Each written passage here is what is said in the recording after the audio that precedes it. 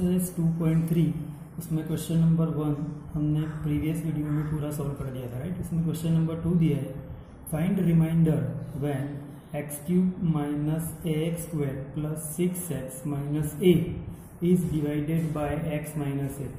ये पोलिनोमियल है, ये डिवाइजर पोलिनोमियल है, इसको x माइनस a से डिवाइड करो तो रिमाइंडर क्या मिलेगा वो, तो लॉन्ग डिवीजन से करो तो भी नीचे रिमाइंडर मिलेगा, पर रिमाइंडर थ्योरम से जब भी रिमाइंडर फाइंड करना हो और ये डिवाइजर पोलिनोमियल डिग्री 1 मतलब लीनियर पोलिनोमियल तो ऑलवेज रिमाइंडर थ्योरम से कर देना है। तो रिमाइंडर थ्योरम से x माइनस a तो माइनस a है तो p ऑफ प्लस a मतलब a लेना है और यहाँ प्लस हो तो माइनस लेना है, राइट। यही हमने किया था। तो लिखते हैं here p of x is equal to क्या दिया है, x³ minus ax² plus 6x minus a और g ऑफ x मतलब divisor polynomial x minus a, right. तो रिमाइंडर थ्योरम में हम g ऑफ x को किसके साथ कंपेयर करते थे, x माइनस a को 0 के साथ, राइट। तो comparing x minus a is equal to 0, therefore x is equal to क्या मिलेगा a, जो हमने आगे किया था, राइट। ऐसे ही सम थे जिसमें रिमाइंडर फाइंड किया था क्वेश्चन 1 में। तो therefore remainder is equal to p of a, ये जो a है वो यहाँ x की वैल्यू सब्सटीट्यूट करनी है a, तो हमें क्या मिल जाएगा रिमाइंडर। तो अब ये p ऑफ x था, जहाँ पे x है वैल्यू क्या रखनी है a, तो a³ x³ था तो a³ minus a as it is into a² plus 6 into a minus a, तो इज इक्वल टू a³, ये a माइनस a है और मल्टीप्लाई a², तो a² इंटू a³ हो जाएगा, पर एक नेगेटिव है तो minus a³ plus 6a minus a, तो ये तो positive negative cancel, 6a minus a 5a, right. तो ये रिमाइंडर हो गया, therefore remainder is equal to 5a। तो इस पोलिनोमियल को इससे डिवाइड करो तो आंसर रिमाइंडर क्या मिलेगा 5a, क्या मिलेगा 5a, राइट। अब क्वेश्चन नंबर 3 देखते हैं। क्वेश्चन नंबर 3 क्या दिया है देखो, तो चेक वेदर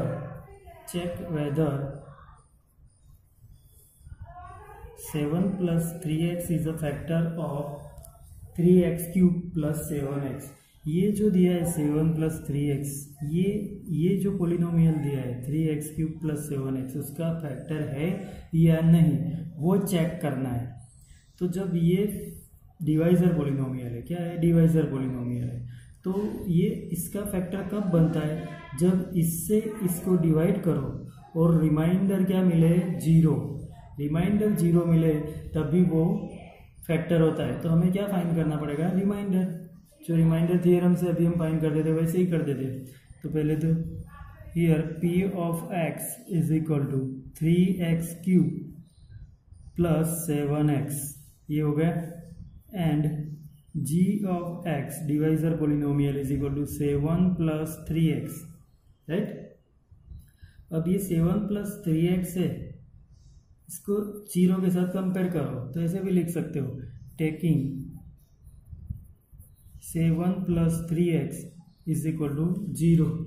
रिमाइंडर थ्योरम में यही करना होता है। तो therefore 3x is equal to minus 7, therefore x is equal to minus 7/3। ये x की वैल्यू मिल गई, x की जो वैल्यू है वो पोलिनोमियल में सब्सटीट्यूट करो 0 कंपेयर करने के बाद, तो जो आंसर मिलेगा वो क्या मिलेगा रिमाइंडर। तो then remainder is equal to p of minus 7/3, p of minus 7/3, तो is equal to p of minus 7/3, तो p ऑफ x ये रहा, इसमें फर्स्ट क्या है 3 और x³ की value minus 7/3 whole cube plus 7 into x की वैल्यू -7/3 इज इक्वल टू, ये 7 जो है 7 उसका क्यूब करना है। ये 3 तो 3 का क्यूब होता है, क्या होता है, क्यूब होता है। तो 3 का क्यूब क्या हो जाएगा 27। देखो ऐसे पहले 7 का क्यूब करो तो 243 होता है, क्या होता है 343, क्या होता है 343।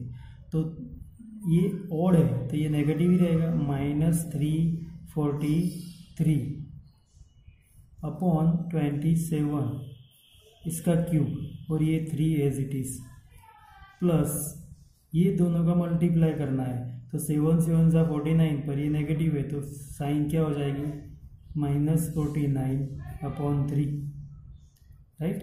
अब इसको ये 3 9 सा 27 हो जाएगा, कट हो जाएगा। तो बचा क्या -343/9 -49/3। अब ये दोनों का एलसीएम लेना पड़ेगा। तो 3 और 9 का एलसीएम तो 9 हो जाएगा, क्या हो जाएगा 9 एलसीएम। तो 9 1 सा 9, तो ये तो 1 से मल्टीप्लाई 3 4 3 3 सा 9, तो इसको 3 से मल्टीप्लाई करो तो 147। तो इज इक्वल टू क्या मिलेगा, तो 490/9 और ये नेगेटिव है तो नेगेटिव, दोनों का प्लस कर दिया तो -490/9 आया। ये नॉट इक्वल टू 0 होगा, ये 0 नहीं है, राइट। अब ये 0 नहीं है तो ये जो है x7 + 3x रिमाइंडर 0 नहीं मिलता है, मतलब ये उसका फैक्टर नहीं है, राइट। तो वही लिखना है कि the remainder is not 0, right? So therefore 7 + 3x is not a factor of 3x³ + 7x। अगर आंसर 0 मिलता है तो वो उसका फैक्टर होता है, अगर 0 नहीं मिला नॉट इक्वल टू 0 तो नॉट अ फैक्टर, क्योंकि जब फैक्टर होता है तब रिमाइंडर ऑलवेज क्या होगा 0। जैसे हमें पता है कि 100 है, 100 का फैक्टर है 5, 5 उसका फैक्टर है तो 5 2 सा 10, 0 0 ऊपर से 0 0, तो रिमाइंडर 0 मिला। जो भी फैक्टर होता है वो रिमाइंडर क्या देता है 0 देता है, क्या देता है 0 देता है। तो ये इसका फैक्टर नहीं है, राइट। अभी जैसे रिमाइंडर थियरम सीखे थे हम, जिससे हम रिमाइंडर फाइंड करते थे, अभी फैक्टर थियरम जिससे फैक्टर है या नहीं वो डिसाइड होगा। तो इसमें भी वही लिखना है कि if p of x is a polynomial, p of x is a polynomial, degree इसकी भी क्या होनी चाहिए greater than or equal to 1, degree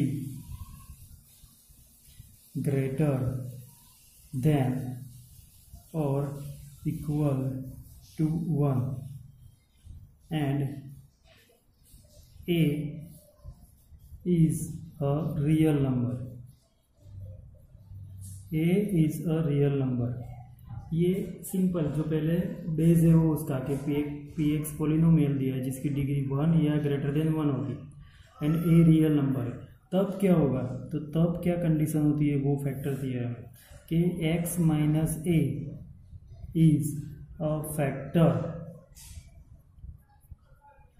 of p of x, x minus a, ये जो a था उस x minus a p of x का फैक्टर बनेगा कब, जब if p of a is equal to 0, p of a is equal to 0, x minus a factor होगा तो p of x minus a कब फैक्टर होता है, जब p of a is equal to 0 होता है। जैसे अभी हमने यहाँ पे लिया था कि x माइनस ए हो तो p of 1 लेना है, वो 0 मिलेगा, x -2 हो तो p of 2 लेना है। तो यहाँ पे x माइनस ए तो p of a is equal to 0। तो यहाँ से कोई भी नंबर दिया हो डिवाइजर पोलिनोमियल में उसकी साइन चेंज करके वैल्यू रखो, अगर 0 मिले तो वो फैक्टर होता है, 0 नहीं मिले तो वो फैक्टर नहीं होता है, ये उसका कन्वर्स है, राइट। फिर p of a is equal to 0, ये भी उससे देखो, पहले p of a यहाँ पे 0 लाए थे, अब पहले ये दिया है if x minus a is a factor of p of x, p of x. ये क्या हो गया कि p of a is equal to 0 कब होगा, जब if x minus a is a factor of p of x, वो p of x का फैक्टर होगा तो, राइट। या तो फिर ये फैक्टर है तो पी ऑफ ए 0 होगा, तो पी ऑफ ए 0 होगा तो भी वो फैक्टर होगा, दोनों एक दूसरे के क्या है, कन्वर्स है, राइट। तो इसमें शॉर्ट में ये भी लिख सकते हैं कि in short x minus a is a factor of p of x if and only if p of a is equal to 0। x minus ए तभी फैक्टर बन सकता है जब p of a 0 हो, तब वो 0 नहीं है मतलब वो फैक्टर नहीं है, ये याद रखना है। इफ एंड ओनली इफ मतलब ये 0 हो तभी वो x माइनस ए उसका क्या बनेगा, फैक्टर बनेगा। क्या बनेगा, फैक्टर बनेगा। अब देखो factorisation of polynomial ax square plus bx plus c a not equal to 0, मतलब इस टाइप का पॉलिनोमियल दिया हो, इस टाइप का मतलब ax square plus bx plus c मतलब इसकी डिग्री 2 है तो ये क्वाड्रेटिक पॉलिनोमियल होगा। तो उसको कैसे, और उसमें 3 टर्म्स हो तो उसको फैक्टराइज कैसे करना है, तो उसको डायरेक्ट हम एग्जाम्पल से ही करेंगे। फॉर एग्जाम्पल ऐसे एक सम लिखते, देखो कि एक सम में लिखता हूँ कि p of x is equal to 6x square plus 23x plus 20। अभी ये पॉलिनोमियल दिया है उसको फैक्टराइज करना है, तो जब भी उसको फैक्टराइज करना हो तो क्या करोगे तो फैक्टराइज करने के लिए सबसे पहले तो इसमें ये 3 टर्म्स हो और ये स्क्वायर दिया हो, मतलब ये क्वाड्रेटिक पॉलिनोमियल है, और ये जो है लास्ट टर्म वो और फर्स्ट टर्म परफेक्ट स्क्वायर नहीं है, इसमें दोनों में परफेक्ट स्क्वायर नहीं है। परफेक्ट स्क्वायर मतलब 16, 25 हो। तो इसको फैक्टराइज करने के लिए मिडल टर्म को स्प्लिट करना पड़ेगा। ये जो मिडल टर्म है उसे 2 पार्ट में डिवाइड करना पड़ेगा, स्प्लिट मतलब अलग करना पड़ेगा।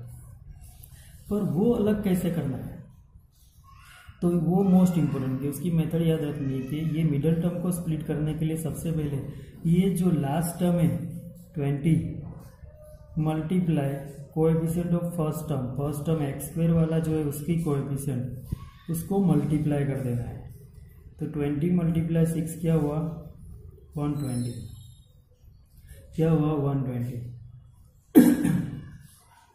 अब ये 120 आया तो 120 के फैक्टर से मिडल टर्म को स्प्लिट करना है। 120 के ऐसे 2 फैक्टर लेने हैं जिससे एडिशन या सब्ट्रैक्शन करके 23 मिलता हो। जैसे देखो ये 120 है तो उसका एक फैक्टर ये हो जाएगा 15 मल्टीप्लाई 8, राइट।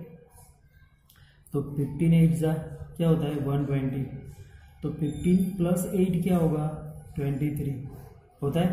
तो ऐसे कोई भी 2 फैक्टर फाइंड करना है जिससे मिडल टर्म के 2 पार्ट बनते हो, ये याद रखना है।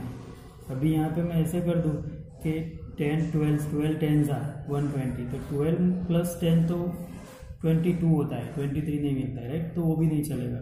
ऐसे अलग अलग फैक्टर्स टेस्ट करना। जैसे यहाँ पे मैं लिखूँ 12 मल्टीप्लाई 10, तो 12 प्लस 10 तो 22 होगा, तो वो नहीं कर सकते, राइट। ऐसे भी लिख सकते हो कि 40 मल्टीप्लाई 3 तो 120, पर 40 प्लस 3 भी 23 नहीं होता है, 40 माइनस 3 भी 23 नहीं होता है।